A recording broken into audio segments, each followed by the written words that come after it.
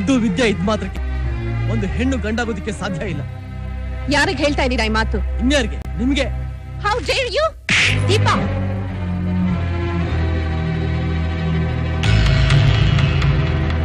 ನೀನ್ ಹೋಗ್ ಕೆಲಸ ನೋಡು.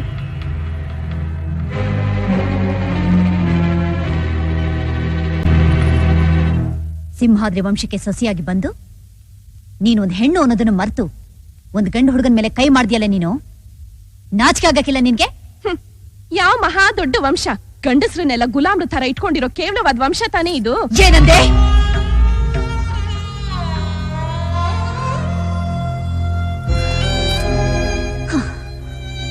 ಸತ್ಯ, ಧರ್ಮ, ನೀತಿ, ಸಂಸ್ಕಾರ ಇವನ್ನೆಲ್ಲ ಉಸಿರು ಅಂದ್ಕೊಂಡ್ ಮೆರ್ದ ನರಸಿಂಹೇಗೌಡ್ರು ಬಾಳಿದ ವಂಶ ಇದು.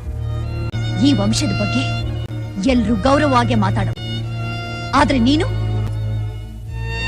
ಮೊದಲು ನೀನು ಗೌರವವಾಗಿ ನಡ್ಕೊಳ್ಳೋದನ್ನ ಕಲ್ತ್ಕೊ, ಆಮೇಲೆ ವಂಶದ ಬಗ್ಗೆ ಮಾತಾಡುವಂತೆ. ನನಗ್ ಅಡ್ವೈಸ್ ಮಾಡಕ್ಕೆ ನೀನ್ ಯಾರು? ನಮ್ಮ ಅತ್ತೆನಾ? ಹೇಗೆ ಈ ಮನೆಗ್ ದೀಪ ಹಚ್ಚಕ್ ಬಂದಿದ್ಯೋ ನಾನು ಹಾಗೆ ಬಂದಿರೋಳು. ನಿನಗೆ ಎಷ್ಟು ಸ್ವಾತಂತ್ರ್ಯ ಇದೆಯೋ ಅಷ್ಟೇ ಸ್ವಾತಂತ್ರ್ಯ ನನಗೂ ಇದೆ. ದೀಪ ಹಚ್ಚೋದು ಅಂದ್ರೆ ಏನು ಅಂತ ತಿಳ್ಕೊಂಡಿದೀಯೇ? ಎಣ್ಣೆ ಸುರಿದು ಬತ್ತಿ ಹಾಕಿ ಕಡ್ಡಿಗಿರ್ಬಿಟ್ರೆ ದೀಪ ಹಚ್ಚದಂಗಲ್ಲ. ಮೆಟ್ಟಿದ ಮನೆ ಅನ್ನೋ ದೀಪಕ್ಕೆ ಮಾನ ಅನ್ನೋ ಬತ್ತಿ ಹಾಕಿ, ಮರ್ಯಾದೆ ಅನ್ನೋ ಎಣ್ಣೆ ಸುರಿದು, ಗೌರವ ಅನ್ನೋ ಕಡ್ಡಿಯಿಂದ ಹಚ್ತಾರಲ್ಲ, ಅದಕ್ಕೆ ದೀಪ ಹಚ್ಚೋದು ಅಂತಾರೆ. ಹೌದೌದು, ಉದಾಹರಣೆ ತುಂಬಾ ಚೆನ್ನಾಗಿದೆ.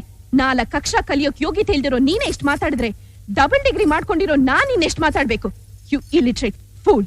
Excuse me, I'm not an illiterate person.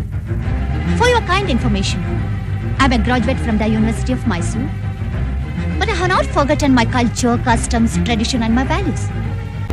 4 ಅಕ್ಷರ ಕಲಿಯೋದು ಪ್ರಪಂಚ ಜ್ಞಾನ ತಿಳ್ಕೊಳ್ಳೋಕಷ್ಟೇ, ಮೈ ತುಂಬಾ ಸೊಕ್ಕು ತುಂಬಿಕೊಳ್ಳೋಕಲ್ಲ.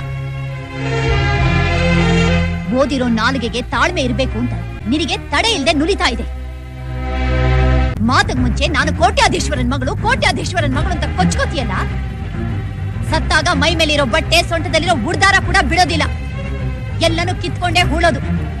ಈ ಸೌಭಾಗ್ಯಕ್ಕೆ ಯಾವ ಕೋಟಿ ಇದ್ದು ಏನ್ ಪ್ರಯೋಜನ?